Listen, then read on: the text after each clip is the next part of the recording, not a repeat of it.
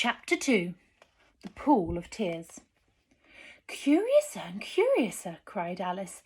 She was so much surprised that for a moment she quite forgot how to speak good English.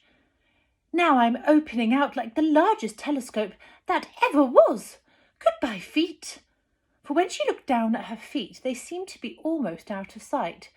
They were getting so far off. "Oh, my poor little feet! I wonder who will put on your shoes and stockings for you now, dears.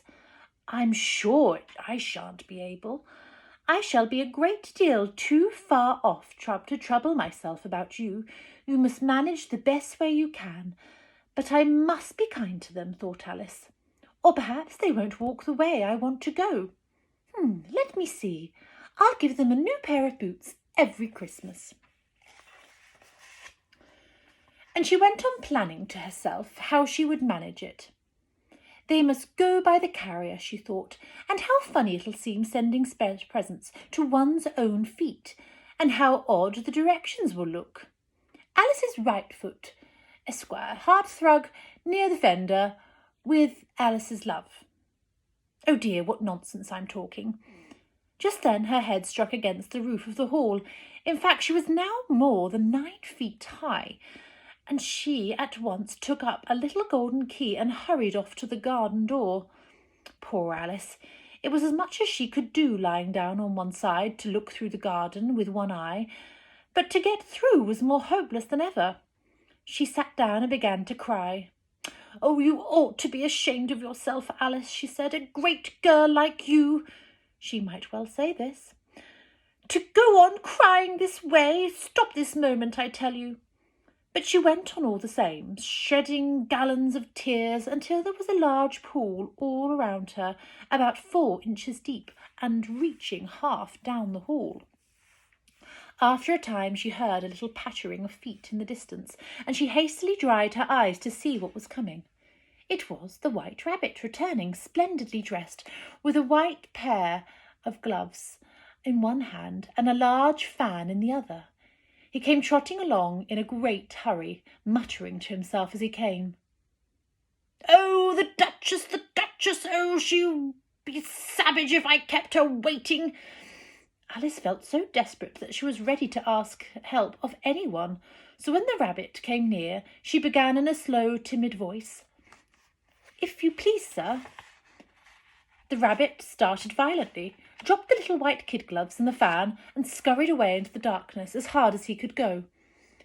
Alice took up the fan and gloves, and as the hall was very hot, kept fanning herself all the time she went on talking.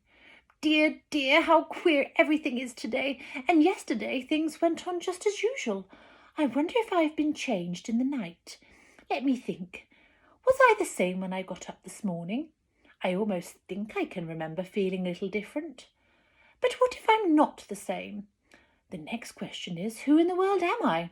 That's the great puzzle." She began thinking over all the children she knew that were the same age as herself, to see if she could have been changed for any of them. "I'm sure I'm not Ada," she said, "for her hair goes in such long ringlets, and mine doesn't go in ringlets at all. And I'm sure I can't be Mabel, for I know all sorts of things, and she knows very little. Besides, she's she, and I'm I, and oh dear, how puzzling it all is. I'll try if I know all the things I used to know. Let me see, 4 times 5 is 12, 4 times 6 is 13, 4 times 7 is, oh dear, I shall never get to 20 at that rate. However, the multiplication table doesn't signify. Let's try geography. London is the capital of Paris, and Paris is the capital of Rome, and Rome is, oh no, that's all wrong, I'm certain. I must have been changed for Mabel. I'll try and say, how doth the little—" And she crossed her hands on her lap as if she were saying lessons, and began to repeat it, but her voice sounded hoarse and strange, and the words did not come out as they used to. How doth the crocodile improve his shining tail, and pour the waters of the Nile on every golden scale? How cheerfully he seems to grin, how neatly spreads his claws, and welcomes little fishies in his smiling gently jaws. Oh, his gently smiling jaws. Get that right. I'm sure those are not the right words, said poor Alice, and her eyes filled with tears again, and she went on. I must be Mabel after all, and I shall have to go and live in that poky little house, and have next to no toys to play with, and oh, ever so many lessons to learn.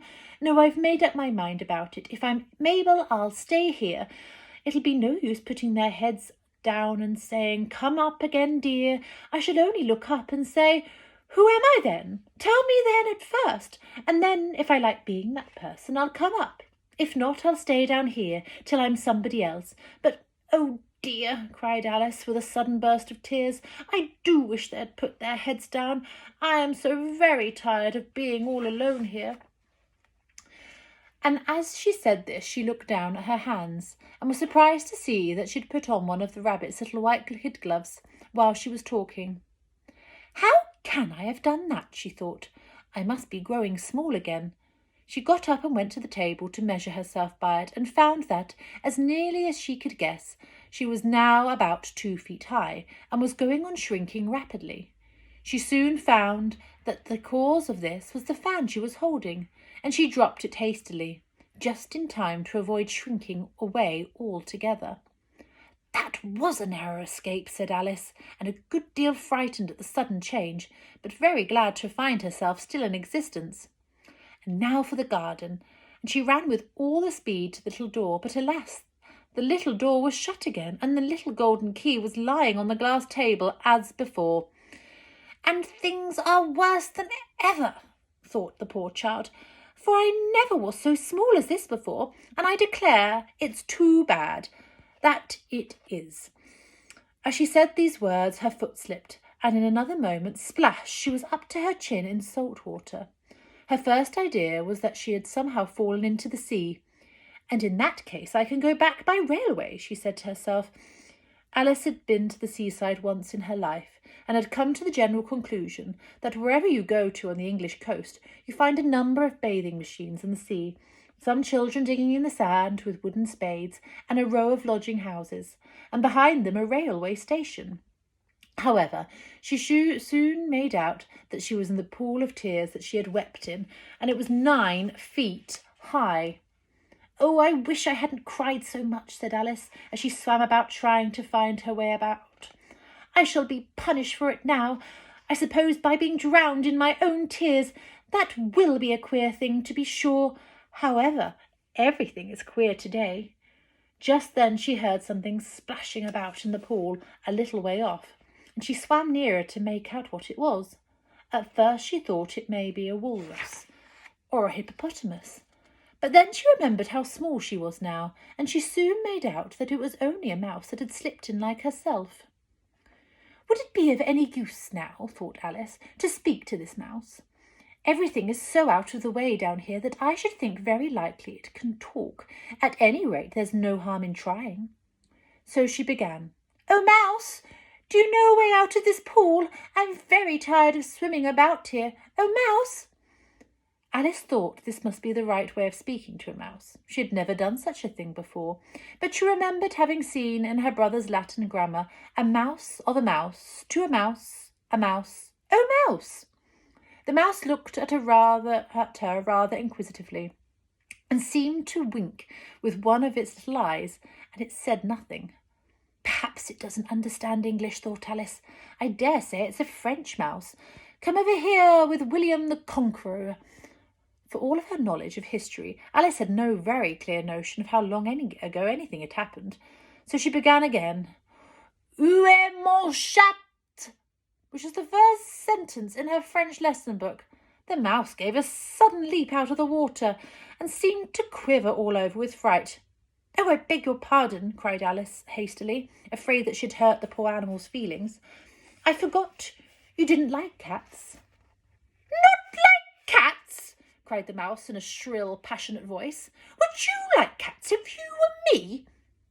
Well, perhaps not, said Alice, in a soothing tone. Don't be angry about it. And yet I wish I could show you my cat, Dinah. I think you'd take a fancy to cats if you could only see her. She's such a dear, quiet thing. Alice went on, half to herself, as she swam lazily about in the pool. And she sits purring so nicely by the fire, licking her paws and washing her face. And she's such a soft, nice thing to nurse.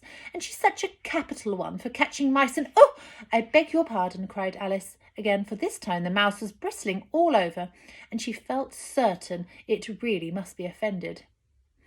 We won't talk about her any more if you'd rather not. We indeed, cried the mouse, who was now trembling down to the end of his tail. As if I would talk on such a subject. Our family always hated cats. Nasty, low, vulgar things. Don't let me hear that name again. I won't indeed, said Alice, in a great hurry to change the subject of conversation. Are you fond of dogs? The mouse did not answer. So Alice went on eagerly. There's such a nice little dog near our house. I should like to show you. A bright-eyed terrier, you know, with such long curly brown hair, and I'll fetch it things when you throw them, and it'll sit up and beg for its dinner, and all sorts of things. I can't remember half of them, and it belongs to a farmer, you know, and he says it's so useful, it's worth £100. It says it kills all the rats and— Oh dear, cried Alice in a sorrowful tone. I'm afraid I've offended it again. For the mouse was swimming away from her, and as hard as it could go, making quite a commotion in the pool as it went. So she called softly after it, Mouse, dear, do come back, and we won't talk about cats or dogs either if you don't like them. And when the mouse heard this, it turned around and swam slowly back to her. Its face was quite pale, with passion, Alice thought, and it said in a low, trembling voice, Let's get to the shore, and then I'll tell you my history, and you'll understand why it is that I hate cats and dogs. It was high time to go, for the pool was getting quite crowded with all the birds and animals that had fallen into it. There was a duck and a dodo, a lory and an eaglet, and several other curious creatures. Alice led the way, and the whole party swam to the shore.